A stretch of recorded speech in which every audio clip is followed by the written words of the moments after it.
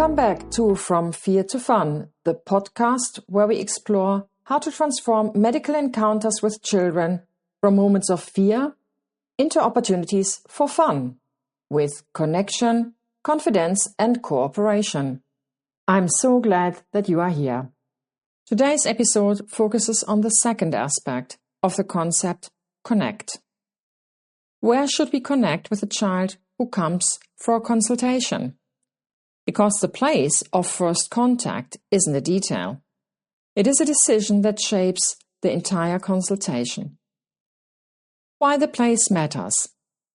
There's a world of difference between meeting a child in the waiting area and meeting a child directly in the consultation room.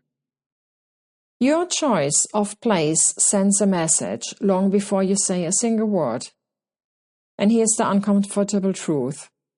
Your examination room is their dungeon.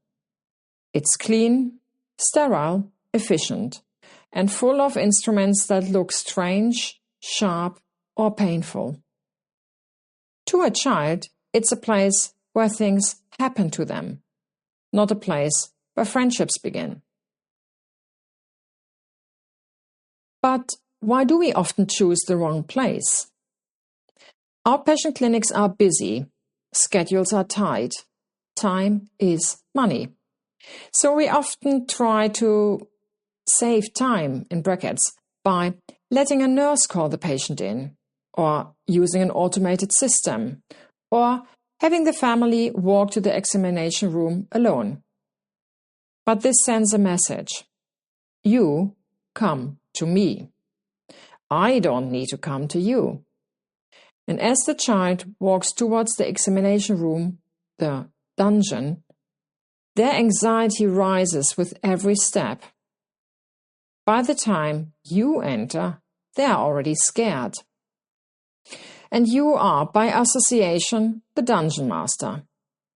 No wonder why they hide, avoid eye contact, and refuse to cooperate.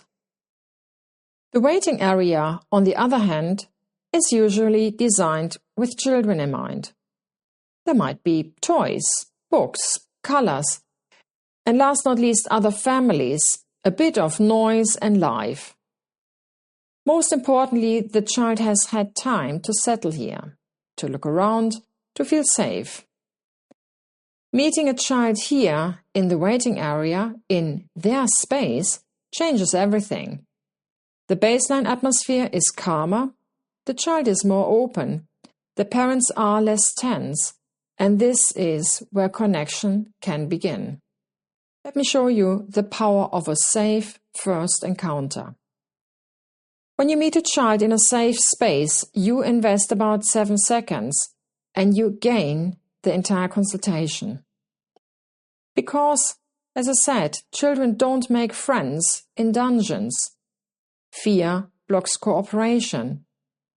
Safety, on the other hand, invites curiosity, and trust begins where the child feels comfortable.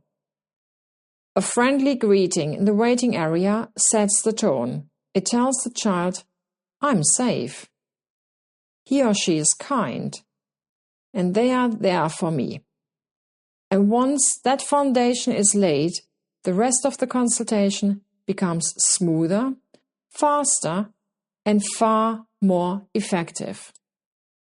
In my experience, it takes me between 10 and 15 seconds to transform the tone between me and a complete strange child from apprehension to engaged curiosity. And about 97% of the children, after this introduction, come willingly into my examination room, jump on my ENT chair, and allow me to do a complete ear, nose, throat examination without any support from their parents. So for me, it is a no-brainer choice. If the waiting area is safe and the examination room is dangerous, where should the first encounter happen? It's obvious. Meet the child where they feel secure, not where they feel threatened. Because if the child associates the room with danger, they will associate you with danger too.